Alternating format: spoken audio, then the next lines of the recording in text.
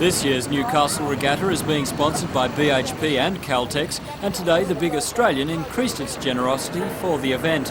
The company's manager of fleet operations, Rodney Stevenson, handed over a cheque for $2,000 to the president of the Port Hunter Sailing Club, Peter Plumstead, for a new rescue boat. As the money was handed over, the boat stood by, with its sponsor's name blazoned across it. The boat will perform its first duty this weekend at the regatta on the harbour. The sailing club will fit out the boat with steering and engine from their old rescue craft. The regatta is organised by the Newcastle Maritime Museum and will kick off on Saturday.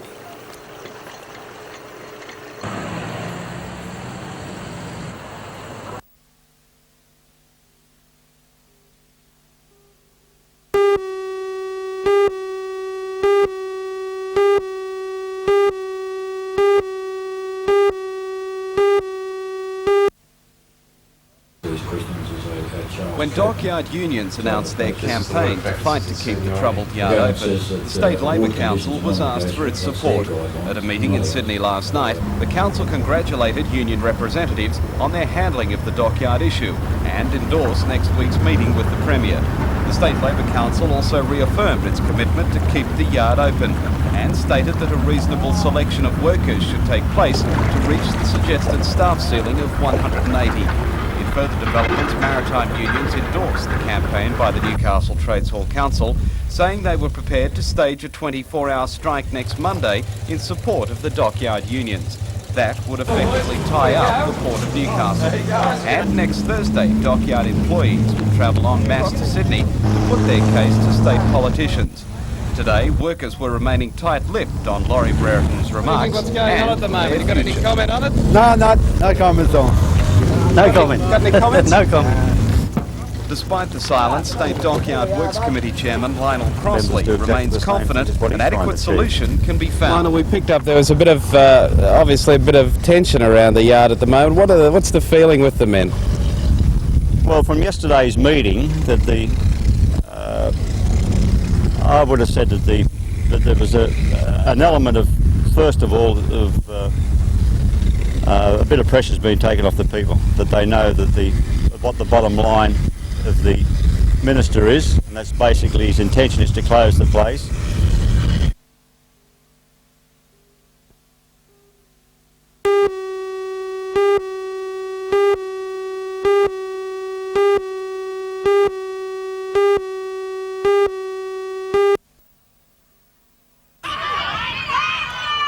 Pre-season invitational competition winner claims the trophy, named in honour of prominent Aboriginal sportsman Bill Smith's father Walter, who played rugby league in the 20s and 30s in the New England district. 6 teams played with the Newcastle amateur competition champions, the All Blacks, fielding 2 of them. Others came from Redfern All Blacks, Bellbrook, Nambucca Heads and the New South Wales Aboriginal champions, Narwan Eels, who will play the curtain raiser to the New South Wales-Queensland State of Origin match at Lang Park in June. Newcastle finally beat Redfern after 2 days of competition, with Lionel Phillips named man of the series, Alan Williams and Wally Gibson best forward and best back respectively. The final score 36-22. The competition will be held next year at Central Charlestown's home ground.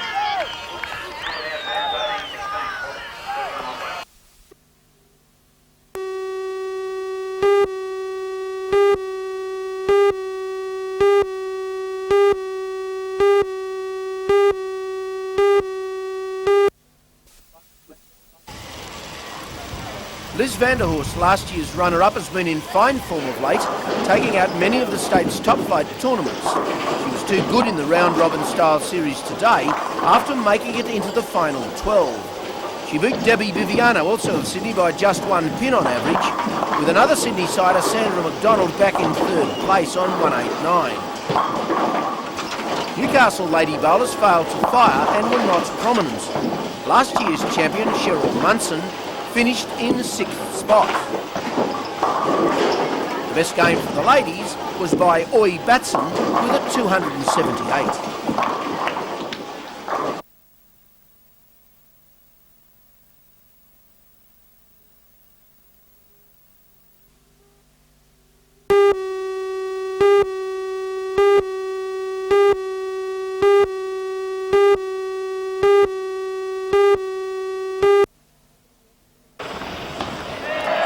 Less than a month ago, the Lady Hawkesbury was launched with some difficulty by the New South Wales Premier's wife, Pauline Unsworth.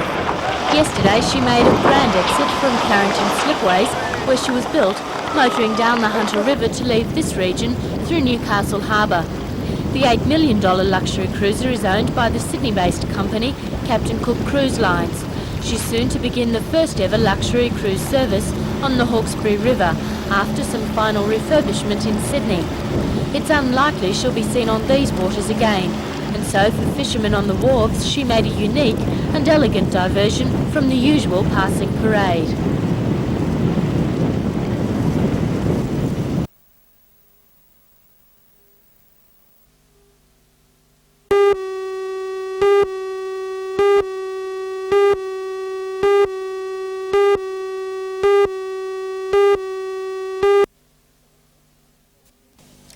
The two-day festival enjoyed the best of weather and an encouraging amount of participation from local businesses and the public. The regatta highlights the harbour's importance to the region, its history and its future. It was opened on Saturday with the head of them all boat race, an unusual event held presumably for those who don't like to get their feet wet. On the harbour foreshore, stalls, rides and bands took the interest of the crowd until a fleet of ocean racing yachts from Lake Macquarie paraded into the harbour under full sail. And it was on the water most of the spectacular action took place. During the regatta, the harbour played host to a larger variety of craft than is usual. The Navy vessel HMAS Geelong shared the harbour with the luxury cruiser Vagabond, which spent the weekend showing people the city from a different vantage point. On the smaller side of things, the 505 sped around their course, making the most of the fresh winds and showing the style that's produced world champions. Two of the harbour tugs proved that sometimes appearances can be deceiving, performing a graceful tug ballet. On the shore, one of the more gruelling displays was the Coles to Newcastle novelty race. Workers from the Lambton and Pacific collieries, the Kurungang coal loader and the Stockton borehole washery plant battled through an obstacle course which could have only been designed by a sadist before using a runabout to deliver coal to Stockton. Last year's champions, the Pacific Diggers, took the crown again this year. Still in its early days, the regatta is proving a crowd puller. With the region's increasing interest in attracting tourists, its future is assured, and next year's regatta is already being touted as a bicentenary spectacular.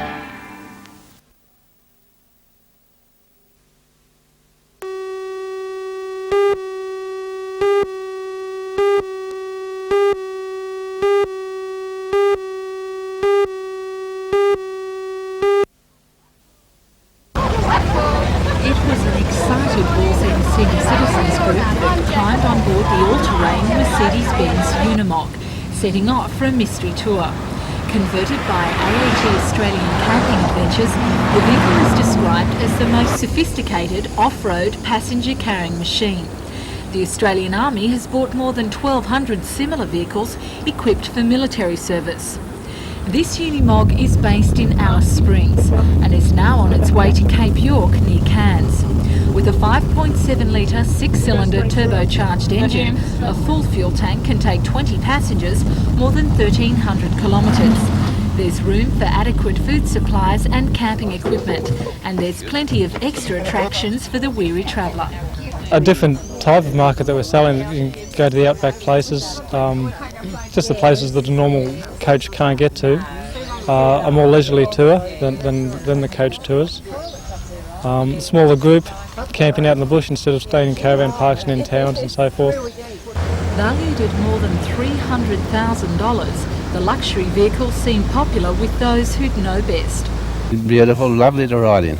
Plenty of leg room for oldies because they get stiff when they sit too long.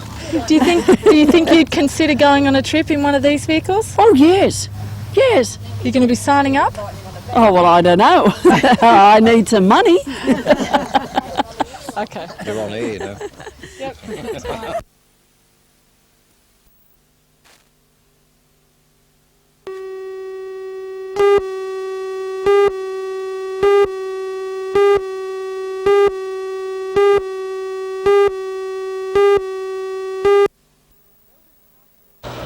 Elders Pastoral now operates from premises in Annie Street, Wickham. The company intends to expand and modernise its operations by building a new facility in Hannell Street. Elders already owns the land. It intends to knock down the old warehouses and replace them with a modern single-level store. The company says the $3 million complex will be of great benefit to growers. Most of the wool that we sell out of the New England part of New South Wales and the northwest of New South Wales comes through Newcastle. We believe a new facility here will have more operating efficiency, and therefore our growers will have the benefit of those efficiencies. Just how high-tech will the new facility be? Well, we're calling it state-of-the-art. It's a single-level store, which is the most modern design. It's a single-span roof, which will allow it to have fewer supports and higher inside the store, much more space and freedom of movement. The company hopes that by August these abandoned warehouses will be demolished and the new complex built, just in time for the new season's wool deliveries and an anticipated boom in the industry. The Bureau of Agricultural Economics is predicting that production will increase in Australia. They're predicting that sheep numbers in Australia will be 160 million by the end of March. We believe that sheep numbers probably are on the increase at the expense of some of the farming commodities in the state. The wool market is particularly strong. There's plenty of indicators around that many people are going to grow more wool or run more sheep, so it stands to reason that we should be confident about it. Elders Pastoral has yet to lodge a development application with the Newcastle City Council, but it's understood the paperwork should be finalised soon. Subject to council approval, the company is confident tenders for construction will be called within 4 weeks.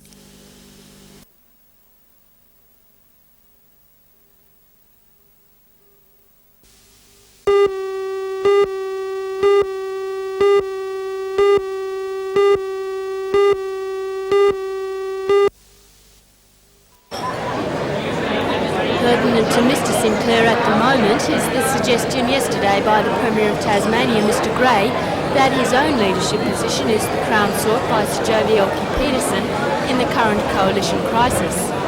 I think it'd be a good idea if he worried about trying to look after Tasmania. I think once people start name-calling on their side of politics, they're in trouble themselves.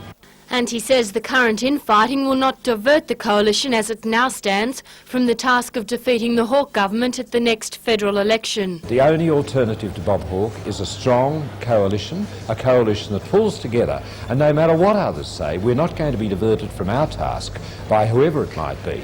Our task is to defeat Bob Hawke, and if people from any other state or from any other part of either of the National Party or the Liberal Party want to take us off on a diversion, that's for them to worry about. What taxation structure are you proposing? We are appalled at the way in which sales tax and fuel taxes and capital gains tax and fringe benefits tax and new tax and superannuation have all made the whole of the complexity of investing just so difficult. I mean, look at negative gearing. There's hardly any accommodation being built for rental at the moment, simply because of what Hawke's done to Australia. What we want to do is change that mix, and our objective is to simplify and bring for people a level of tax which is not going to say or lean to them not wanting to work and feeling it's just worthwhile either employing people or investing their money.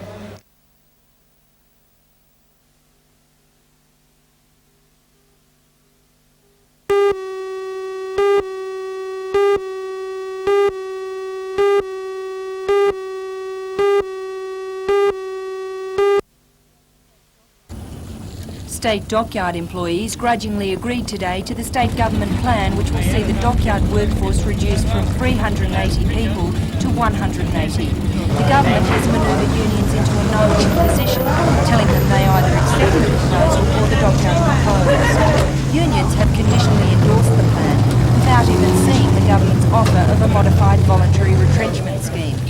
A new scheme for all public sector workers was set to go before State Cabinet today. It will be offered to retrench state dockyard workers. The reality is the government has given dockyard workers no real alternative if they don't like the terms of the new voluntary retrenchment scheme. The unions have also agreed that seniority will not be the criteria for retaining dockyard staff. Another key aspect of the new package is agreement by dockyard workers to have a review of work practices, chaired by the Deputy President of the New South Wales Industrial Commission. Unions say they don't believe the dockyard can become economically viable with only 160 people. The Secretary of Trade's Hall, Peter Barrack, blamed atrocious management for much of the financial loss.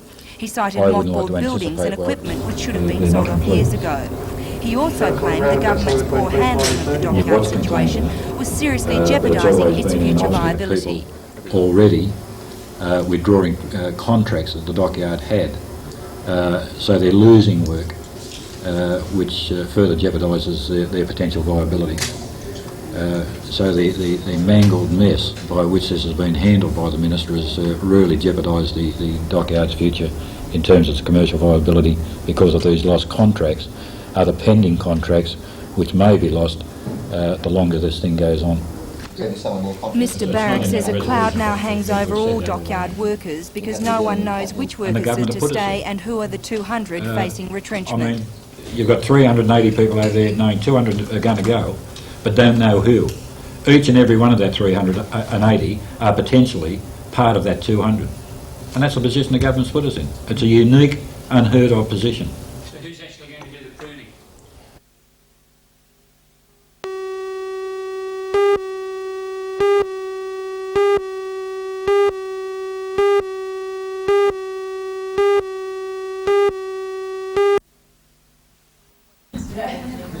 The 23-year-old nursing sister is on an arduous tour around the country to promote the work of the Spastic Centre and raise funds. Her visit to the Hunter and Central Coast marked the launching of this year's Miss Australia quest in the region. Today, Judy was welcomed to Newcastle by Lord Mayor John McNaughton and his wife. And while looks still count, the new Miss Australia believes the charity work carried out by the entrants is still the most important part of the quest. The whole idea is basically fundraising for people with cerebral palsy in spastic centres throughout Australia. Girls that enter the quest do so of their own choice and raise funds for spastic centres. What sort of support have you had in this region, in the Newcastle region? Fabulous support. Michelle Speld, last year's title holder, raised over $11,000, which is a fantastic effort for an area such as this. And I've also met quite a few girls from the Gosford and Muswellbrook area, and they're sort of enthusiastic about this year's quest too, which is great to see. And Michelle came from Muswellbrook. What's the response?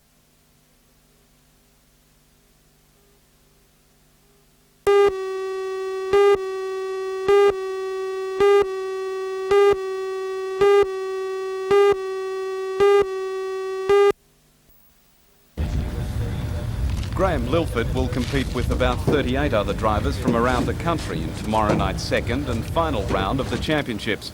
And it's a title which has eluded the local driver. When the national championships were last held in Newcastle, Graham was leading the points table, but the pile-up in the final lap of the deciding race put him out of contention. Graham says current co-leader Paul O'Neill from Lismore and reigning champion Tony Giancola will be tough competition in tomorrow night's final, but he hopes to have the hometown advantage. Tony Giancola from Perth, he was awful quick over there when we were there last year, and there's Paul O'Neill, who is currently on the same points as I am, who was the year before's champion, so they're all up there just behind us at the moment. Now, last week at Liverpool you had success. What are you going to be? How are you going to be racing this one tomorrow night? Well, similar to last week's race, we started about 5th place and managed to get through to the lead from there, picked up a few passing points, and also you get a pretty hefty bonus for winning the race of points, so same thing as last week, we hope. And how's the car running at this stage? Oh, it's running extremely well at the moment. We've had a motor in here for about 3 or 4 weeks now. It's running really good, the car's set up good, it's just doing everything right, hopefully. Now, this is a pretty important race for you. You've been chasing this Australian Championship for a while, haven't you? Yes, we've been racing now for about 18 years, and I've competed in quite a few of the Australian titles all over Australia and haven't quite got there. We've got a second once before, so maybe this could be it. It'd be nice to win it in front of your home crowd. Yes, we're getting a lot of support from the local people here, wishing us the best of luck, and I think we can do it. Great, thanks, Graham.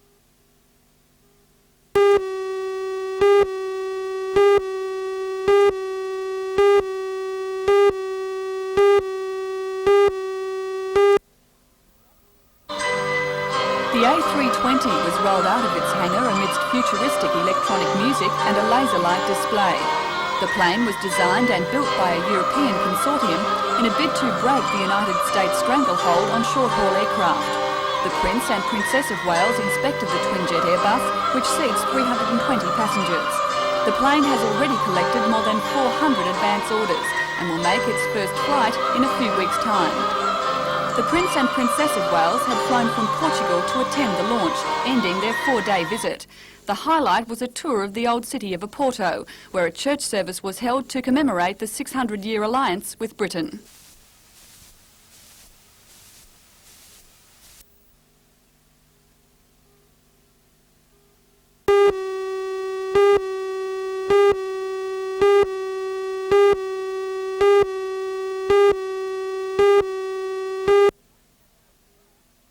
Ranger comes back. O'Neill in the number 5 came into the final race of the championship on equal points with local driver Graham Cowboy Lilford in the number 2. They led out from the 3 car of Roster Castry, who was 5 points behind the 2 on 17. When the final field of 18 got underway with 40 laps before them, there were though a dozen chances if things had got tangled up. O'Neill got the nod by winning the race after a very polished and sensible drive that saw him keep his head and wait for the brakes to get through the field from 7th on the grid. Bluford, on the other hand, found trouble with some wild at times and always aggressive driving of West Australian Steve Dale in the 27 car. The Cowboy drove well, brilliantly at times, but could not make up the gap once O'Neill got into clear air. Another Lismore and Johnny Leslite placed second in the race, but third in the national championships. By Dale, and a good decision there.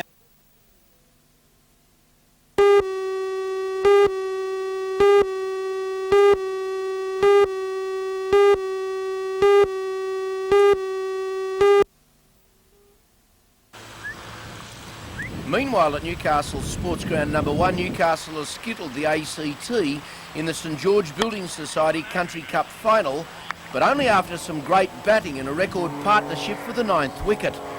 Newcastle was in trouble at 8 for 114 when Neil Budden and Steve Christie came together. They hit a record of 89 in 48 minutes, 50 runs off the last 4 overs. Christie hit 4 fours and a 6 off the first 5 balls of the last over. Alan Lamb each a hard out. The final score, 8 down for 203 off 50 overs. ACT fell for just 113 runs, with that man Christie taking 3 wickets for 4 runs in his first 3 overs. But the best of the local bowlers was Dutchy Holland, with 5 wickets for 19 off 9 overs. You guessed it, Steve Christie of the Waratah Mayfield Club was man of the match.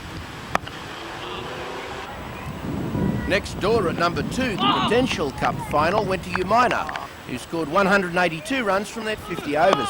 Ray Steele was their best with 49. The best bowling, Craig Evans, 3 for 25. When the Torres took to the crease, they could only get 135 in reply, with Peter Sanderson their best with 48 runs. The bowling honours went to Ray Steele, 3 for 25, and John McGuinness, 3 for 36.